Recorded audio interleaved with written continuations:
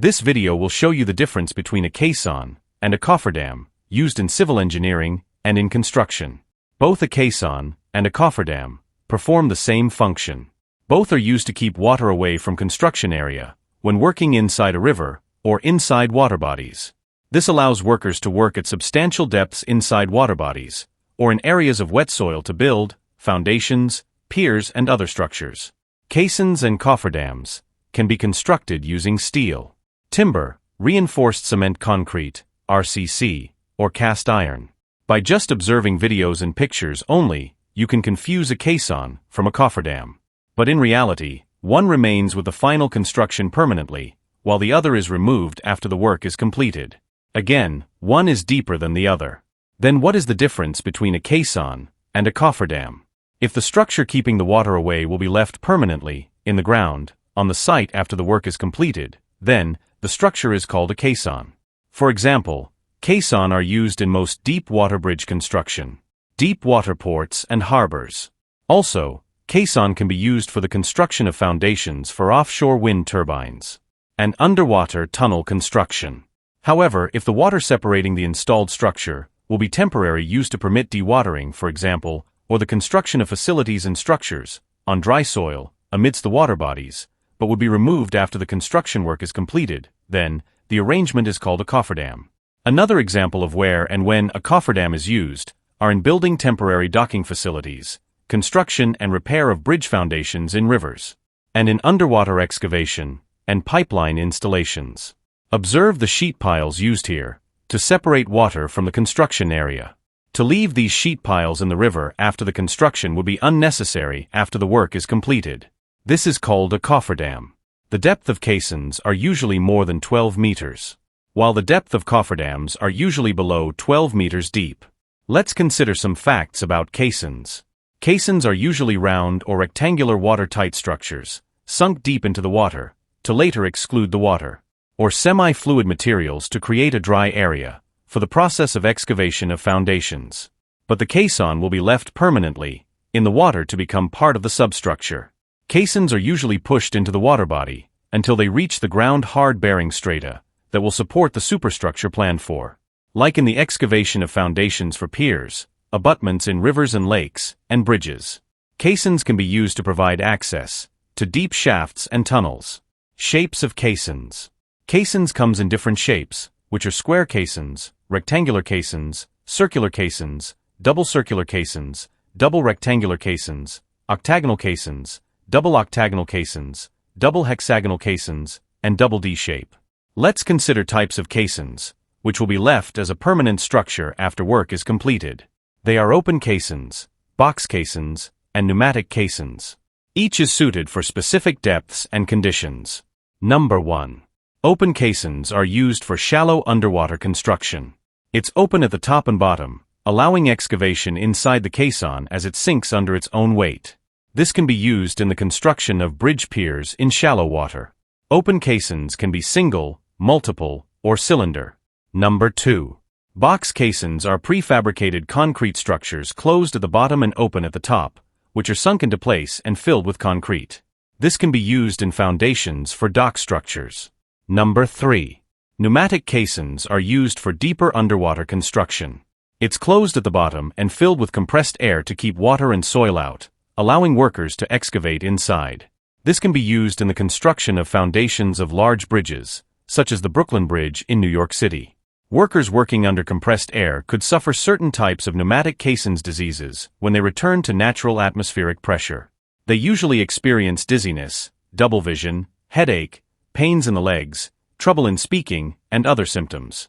To avoid this type of caisson disease and their symptoms, workers' shifts at work should be reduced not to exceed 12 hours, within 2 days interval. The rate of compression and decompression should be properly regulated. Every worker must undergo medical examination of their heart to ensure strong and good heartbeat, good blood circulation, and low blood pressure. Also, medical professionals and medical chambers should be provided near the caisson sidework for emergencies. In addition, all workers should always undergo checks to ensure that no worker is under the influence of alcohol or medication. No worker should be allowed to be on their phones during work. Where caissons have been used in real life. The deep foundations of Brooklyn Bridge, New York was constructed using pneumatic caissons. Also, the pier foundations of San Francisco-Oakland Bay Bridge, California, was constructed using caissons. Enough of caissons. Let's consider cofferdams. Cofferdams are not permanent structures. They are temporary structures that help to keep a dry ground in water bodies. The cofferdam structures will be removed and reused elsewhere. Cofferdams are watertight and are usually constructed on site. The total cost of a cofferdam design, layout, installation, maintenance, and pumping should be kept minimal. They act like falsework or scaffolding for water construction. Scaffolds are usually removed after the work is completed. Same with cofferdams. Cofferdams should be designed and installed to withstand overturning and bursting under flood and waves. Types of cofferdams are steel sheet pile cofferdam, earth fill cofferdam, rock fill cofferdam, timber sheet cofferdam, plastic sheet cofferdam, concrete wall cofferdam, double wall cofferdam, and inflatable cofferdam. Engineers explore many different ways to separate water from working area. When the work is completed, the cofferdam is removed, and the water body is again allowed to flow naturally. Considering the types of cofferdam listed. Steel sheet pile cofferdams are widely used in construction because of its structural strength, very good in watertightness due to their interlocking sections. They are often good in permeable grounds. In addition, they are used in interlocking steel sheets, driven into the ground to form a watertight barrier. For example, in the construction of bridge piers and rivers. Earth-fill cofferdams are used in shallow waters, using soil or rock fill. For example, repairing works on small dams. This is usually suitable for low, moderate head of water, with narrow and sluggish rivers. But earth-fill cofferdam is susceptible to soil erosion, unless you provide drainage ditches. Earthen cofferdams should only be used in shallow waters, and can erode over time. This implies that constant repairs are required, and poses potential safety risks. Rock-fill cofferdams are suitable for terrains with steeper slopes. The rocks are either hand-packed or dumped. For hand-packed rock-fill cofferdam, seepage can occur. But that could be solved by dumping fly ash on the outer side of the rocks. The watertight expectation with rock-fill cofferdam is usually of a fair degree of watertightness. Timber sheet pile cofferdams were used extensively in the 19th century, and have been replaced with steel piles in most construction projects. But timber sheet pile cofferdams are still relevant for small depth of water area, since no deep piling is achievable. Plastic sheet pile cofferdams have double interlocking flat, smooth, external wall surfaces that improves aesthetics and eliminates traditional ridges. They are less complicated formwork, reduce installation time, but having stiffer sections with uniform configuration. Concrete walled cofferdams are usually expensive to install, but are used where high water heads and water velocities must be resisted. Cost analysis should be carried out before selecting this option of cofferdam in construction.